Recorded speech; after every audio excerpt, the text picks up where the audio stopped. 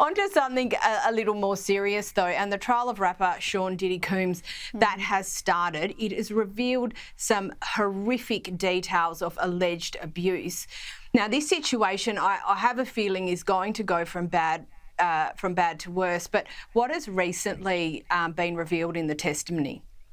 So Cassie Ventura is his ex-girlfriend who is in the witness stand at the moment. She's the star witness, obviously, for the prosecution over Diddy's sex trafficking trial in the Manhattan court. She's 8 months pregnant with her third child to her husband. So it's obviously a very stressful and emotional time for her. And I have to say, some of the evidence that's come out should carry a warning, because it is absolutely vile and just unimaginable what I think she allegedly went through.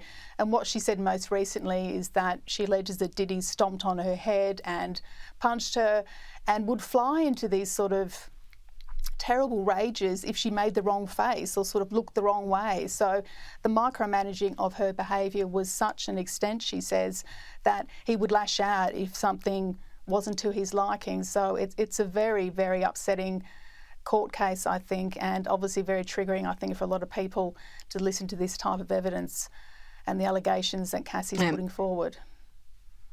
Absolutely, and after the whole Harvey Weinstein saga, I feel like a lot of people are perhaps feeling like we're going back around the same mountain again. Onto the Cannes Film Festival, and it's recently changed its dress guidelines to ban nudity. So what's the background to that, and has anyone come a cropper yet? Well, yes, there'll be plenty of stars, I think, who will come a cropper over the next few days if they don't listen to these rules. So the dress code at Cannes has been very much tightened. So they're saying no full nudity, but I think what they mean is any kind of nudity at all. And also any of those, those massive trains that actresses and, Z-list wannabes, I guess, they sort of trail up the red carpet, and it causes such a chaos because the dress has got to be puffed up for the photographs and then has to be basically packed away. And so it causes a huge log jam in this sort of blistering French or, south of France sunshine. So it is a problem for the celebrities whose makeup's probably dripping from their faces at this point.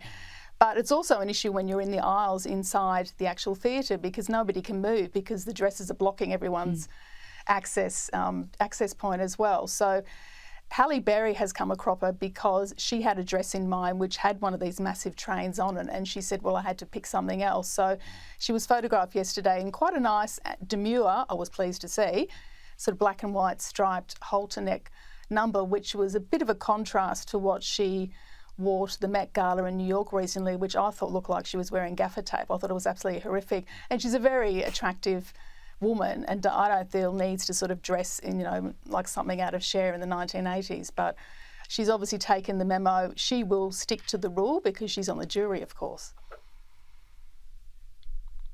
Yeah, and fair enough, and you would absolutely expect that. And look, and to be honest, I actually have no issue with these sorts of rules being in place. I mean, when we watch from the television, you obviously don't see that sort of chaos there on the ground with all this fabric everywhere. Yeah, that's right. But you can understand they're on a schedule and they've got to get on with it. Absolutely. That's right. Louise Roberts, thank you so much for your time. Good to see you.